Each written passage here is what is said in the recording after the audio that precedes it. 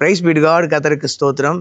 இயேசு கிறிஸ்து தனித்து போய் வனாந்தரமான ஒரு இடத்தில் அதிகாலை வேளையில் ஜெபம் பண்ணுவதை தம்முடைய வழக்கமாக கொண்டிருந்தார். நாமும் வேதத்தில் பல இடங்களில் இதை வாசிக்கிறோம்.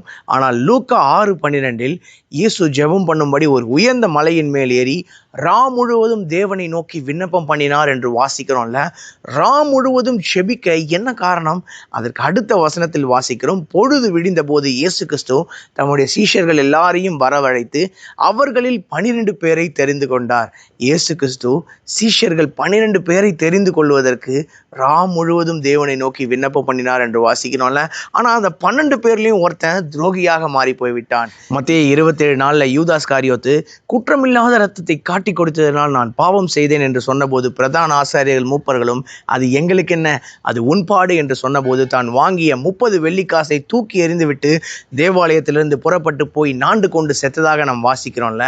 பாவம் ஒரு மனிதனை மரணத்திற்குள்ளாக அழைத்து செல்கிறது. அன்றைக்கு ஆதாம் ஏவாள் தேவனுடைய கட்டளைக்கு கீழ்ப்படியாமல் மீறி பாவம் செய்தபடியினால் தோட்டத்தில் உலாவுகிற தேவனுடைய சத்தத்தை கேட்டு தங்களை ஒழித்து கொண்டார்கள் என்று வாசிக்கிறோம்ல. பாவம் தேவனுக்கு முன்பாக நம்மை நிற்க தகுதியற்றவர்களாக மாற்றுகிறது.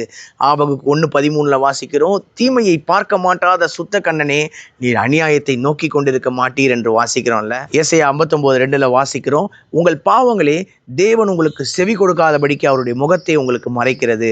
நாமும் நம்முடைய மனசாட்சியில் ஏதோ ஒரு பாவத்தின் நிமித்தம் குத்துண்டவர்களாக இருக்கிறோமா?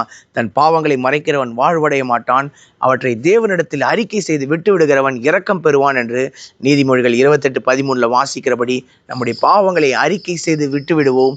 தேவனிடத்தில் இரக்கம் பெற்று இந்த புதிய வருடத்திலும் ஆசீர்வதிக்கப்பட்டவர்களாக வாழுவோம். என்னுடைய வாயின் வார்த்தை, என்னுடைய இருதயத்தின் தியானங்கள் கர்த்தருக்கு முன்பாக பிரதியாக இருக்கட்டும்.